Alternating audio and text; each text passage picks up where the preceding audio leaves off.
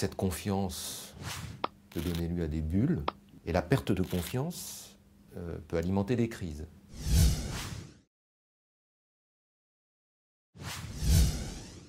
Quand on parle de bulle, c'est le bulle sur le prix des actifs. Donc ça peut être des actifs tangibles, l'immobilier, mais ça peut être aussi des actifs financiers, comme des actions. Là, l'exemple qui va venir en tête, c'est la bulle Internet.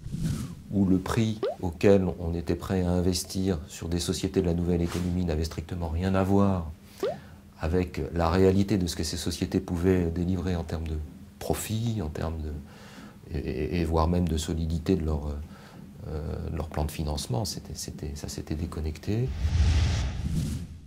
Là, on peut dire vraiment que dans les projections de bénéfices de cette société, il y a effectivement vraiment une composante de pure confiance.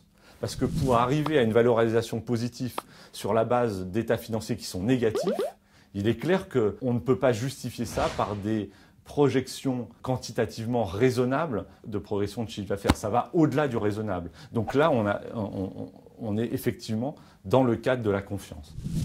Donc on a arrêté de regarder les fondamentaux des entreprises, c'est-à-dire leur capacité à générer du revenu, pour ne s'intéresser qu'à ça. Demain, ce sera plus cher qu'aujourd'hui, j'ai tout intérêt à acheter. Et c'est comme ça qu'on s'est retrouvé à investir dans des boîtes qui peut-être auraient généré un jour un revenu, mais je ne sais quand.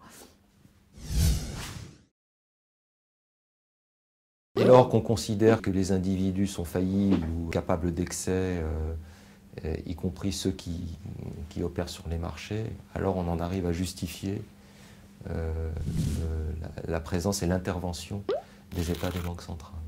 Le but des institutions, des États, des banques centrales, c'est de lisser des comportements cycliques, de faire en sorte qu'on n'aille pas dans des situations de déséquilibre telles que les conséquences ou les retournements soient tellement dommageables pour les économies ou les sociétés qu'elles en viennent à les remettre en question. BNP Paribas, la banque et l'assurance d'un monde qui change.